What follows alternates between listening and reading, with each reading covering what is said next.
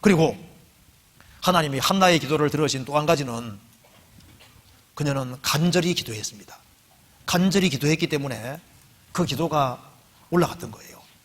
찾아봅시다. 여기에 사무엘상 1장 12절.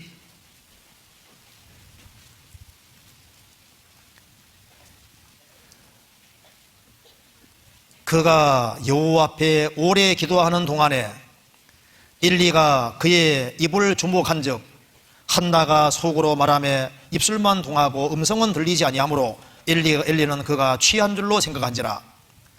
엘리가 그에게 이르되 내가 언제까지 취하여 있겠느냐, 포도주를 끊으라. 함부로 판단하면 안 됩니다. 판단하는 거 조심해야 돼요. 엘리 제사장도 실수했잖아요.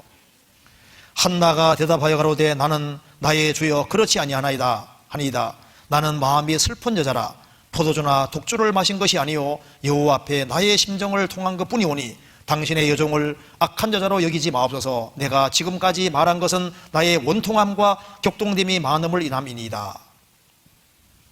한나는 너무나도 절실했습니다. 간절히 기도했습니다. 그래서 형식적인 기도 말고 정말 주님 앞에 간절히 기도하는 기도가 상달이 되는 거예요. 누가복음 11장 보시겠습니다. 누가복음 11장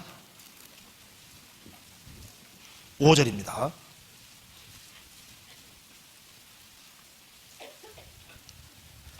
또 이르시되 너희 중에 누가 보시 있는데 밤중에 그에게 가서 말하기를 보시어 떡 세 덩이를 내게 빌리라.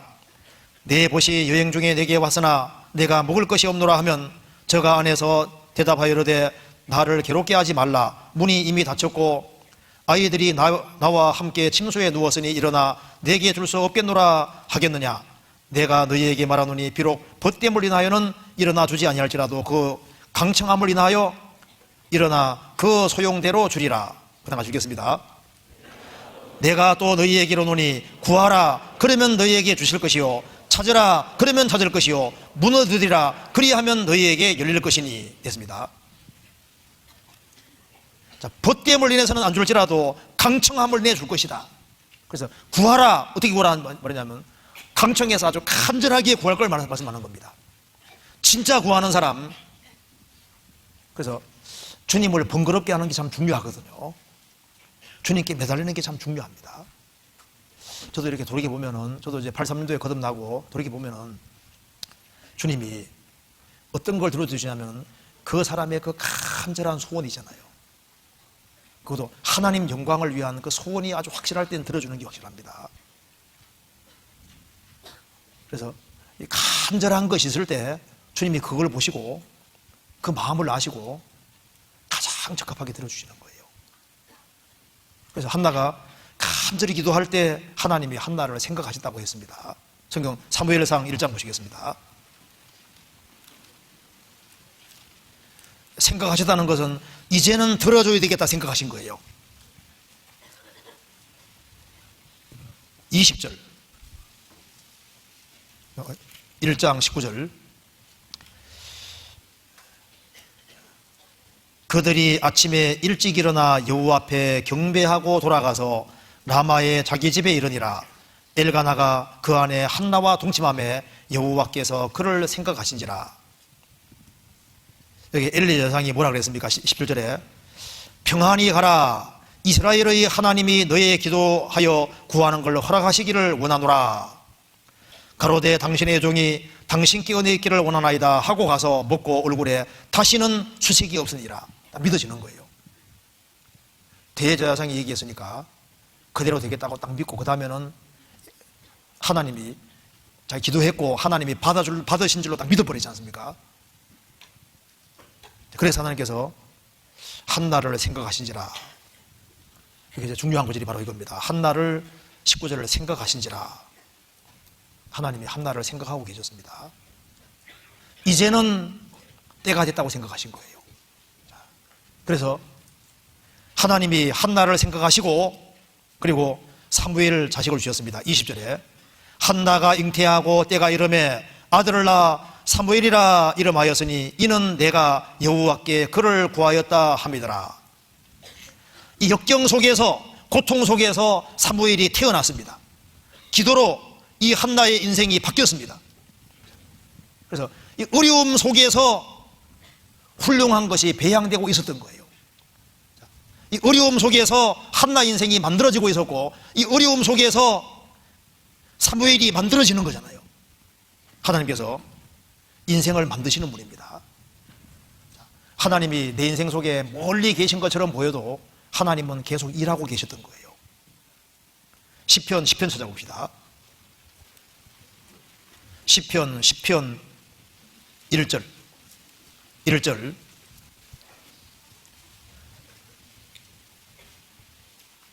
제가 읽겠습니다. 여호와여, 어찌하여 멀리 서시며 어찌하여 환난 때에 숨으시나이까?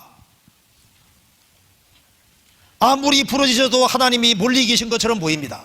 근데 아닙니다. 14절, 주께서는 보셨나이다. 자네와 원한을 감찰하시고 주의 손으로 갚으시려 하오니 외로운 자가 주를 의지하나이다.